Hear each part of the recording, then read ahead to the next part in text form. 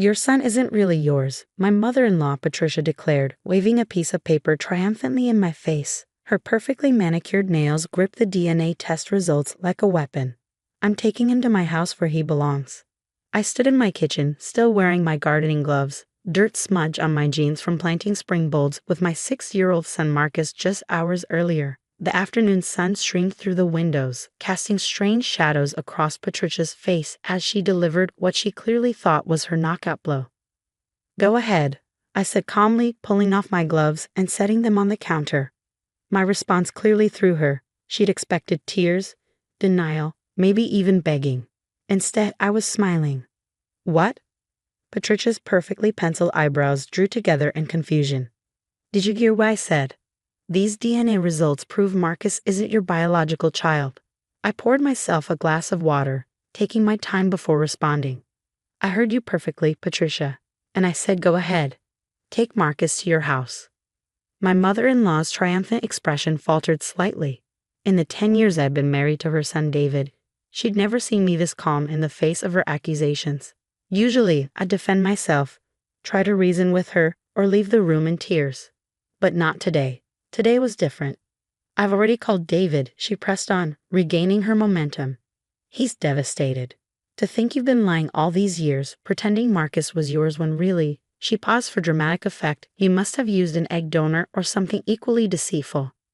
I couldn't help but laugh, which only seemed to infuriate her more. Did you enjoy your secret little trip to the DNA testing facility last week? The one where you convinced Marcus it was just a fun science experiment. Patricia's face paled slightly. How did you know about that? I finished for her. Oh, Patricia, I know about a lot of things, like how you've been planning this ambush for months, how you've been telling David I'm an unfit mother, how you've been trying to convince him that Marcus would be better off living with you.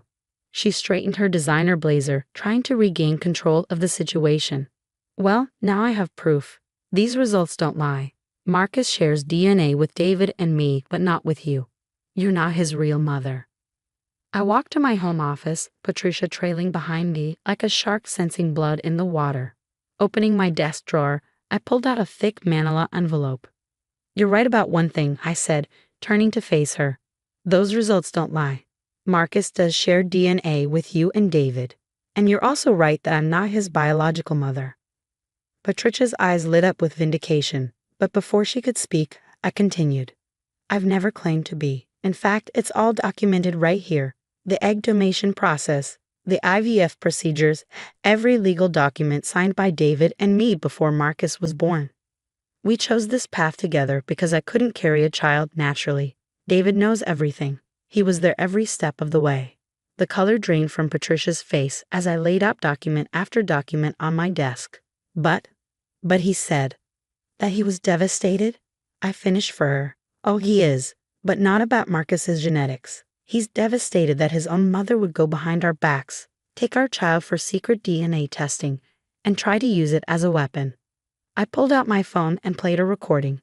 Mom, how could you do this? David's voice filled the room. We've told you about the IVF, about Sarah's fertility struggles, about our decision to use an egg donor. Multiple times. This ends now. Patricia sank into my office chair, her hands trembling. But I thought, you thought you finally found a way to get rid of me, I said, my voice firm but not unkind. You thought you could use this to take Marcus away. But here's what you didn't consider, Patricia. Love and biology aren't the same thing. I carried Marcus for 9 months. I went through morning sickness, labor, midnight feedings. I'm the one who knows that he hates crusts on his sandwiches and needs his green dinosaur plushie to sleep. I'm his mother in every way that matters. Through the window, I could see Marcus playing in the backyard, his dark hair catching the sunlight as he dug in his sandbox. My son, in every way that mattered. David will be home soon, I continued. He left work early when I told him what you'd done. So yes, Patricia, go ahead and take Marcus to your house. Try to explain to a judge why you took a minor for medical testing without parental consent. Try to justify why you thought genetics trumped legal parenthood. See how that works out for you. Patricia's carefully constructed plan was crumbling around her, and we both knew it. But as I watched her struggling to process her failure, I felt an unexpected pang of pity. How empty must her life be to spend so much energy trying to destroy her son's happiness? You know what the saddest part is? I said softly. You've spent so much time trying to prove I'm not Marcus's real mother that you've forgotten how to be a good grandmother. You could have had a beautiful relationship with him, but instead you chose this. The sound of David's car pulling into the driveway cut through the tension. Patricia stood up quickly, gathering her purse and the now useless DNA results. This isn't over, she said, but her voice lacked its usual conviction. I smiled, gathering up my documents and returning them to their drawer. Actually, Patricia, it is. David and I agreed. This was your last chance. From now on, any contact with Marcus will be supervised, if it happens at all. As David's key turned in the front door, I watched my mother-in-law's face crumple with the realization that her perfect plan hadn't just failed. It had backfired spectacularly. She had tried to use my son's genetics to destroy me, never realizing that I'd been prepared for this moment all along. Through the window, I could hear Marcus's delighted cry of "Daddy" as David walked into the backyard. My family, built on love, choice, and commitment, not just DNA. And no amount of genetic testing could ever change that. The weeks following Patricia's failed DNA ambush brought changes I hadn't expected. David, usually so hesitant to confront his mother, became my fiercest defender. He blocked her number after she spent 3 days sending manipulative messages about protecting her grandson's interests. I should have done this years ago, he said one evening as we watched Marcus building a Lego tower in the living room. Every time she attacked you, I told myself she just needed time to accept you. I was wrong. I squeezed his hand, remembering all the times I'd hidden my tears after Patricia's helpful suggestions about how I could be a better mother. You're doing it now. That's what matters. But Patricia wasn't done. She started showing up at Marcus's school, trying to pick him up early. Thanks to our lawyer's foresight, we'd already alerted the administration of the situation.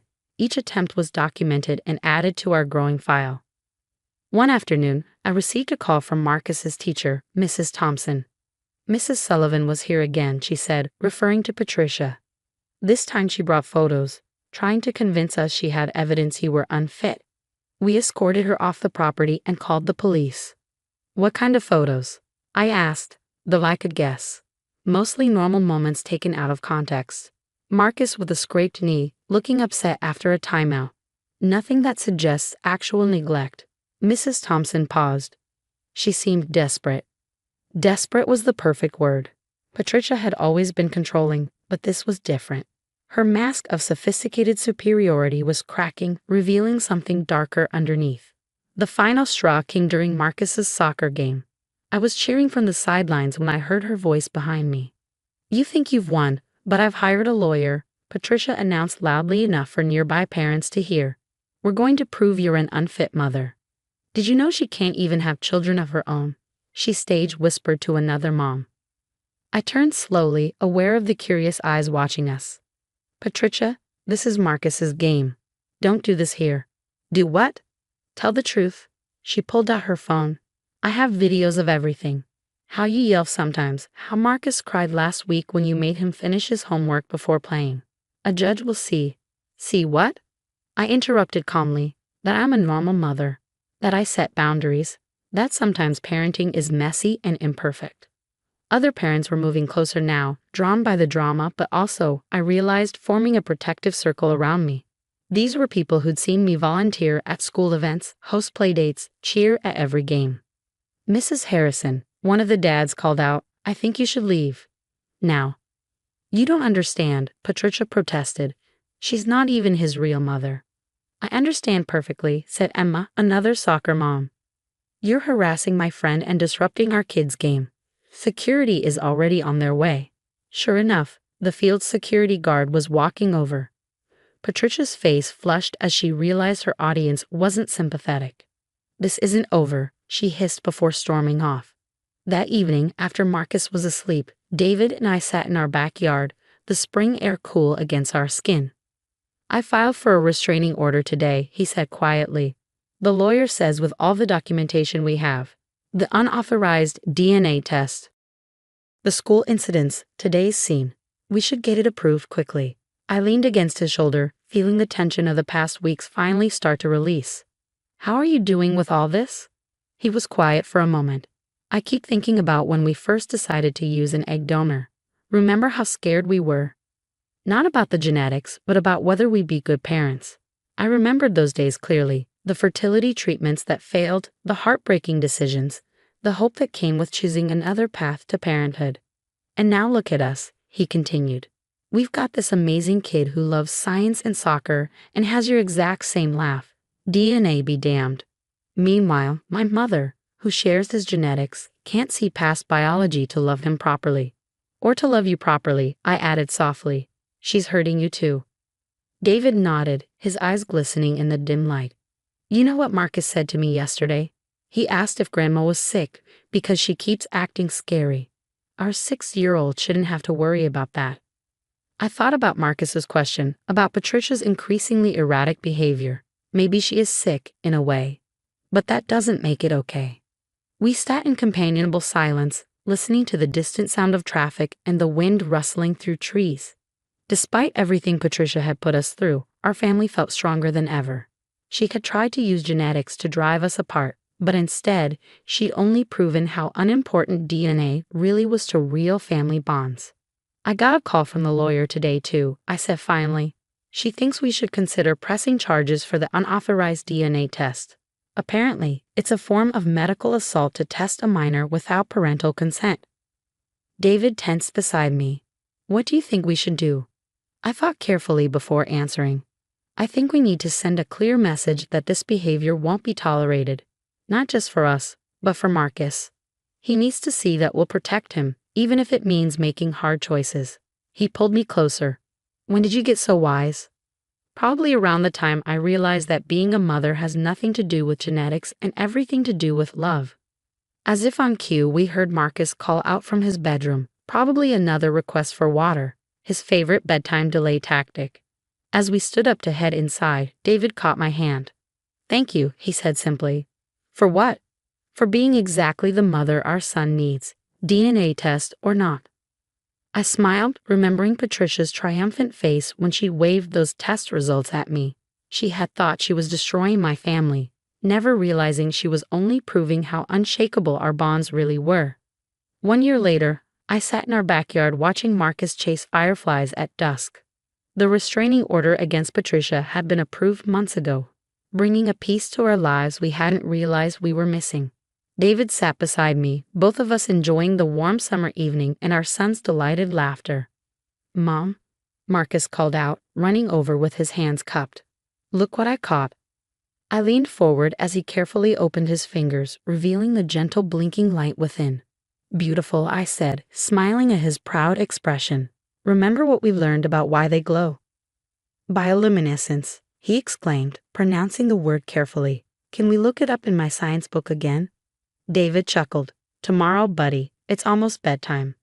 As Marcus released the firefly, I thought about how much had changed since Patricia's DNA test scheme.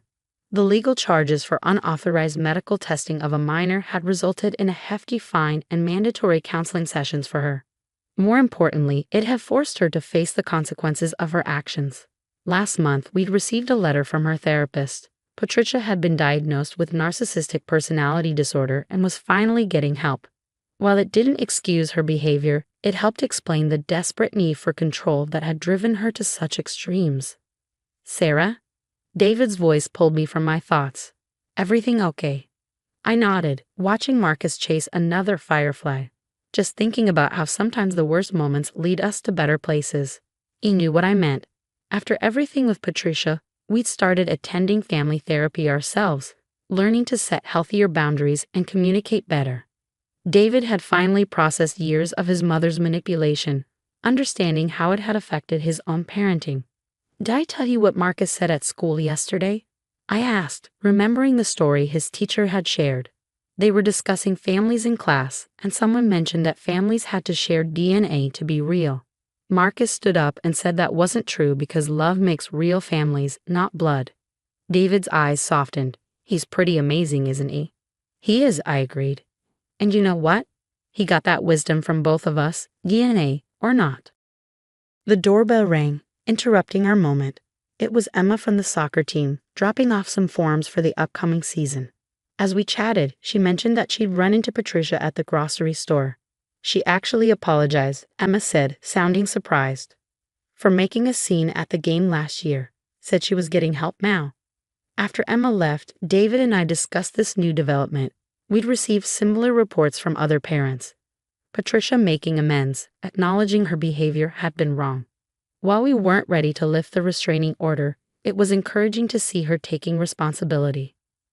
Maybe someday, David said thoughtfully, watching Marcus head inside for bedtime. Not now, but maybe someday she can have a relationship with him again.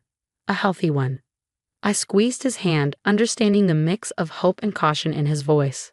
One day at a time.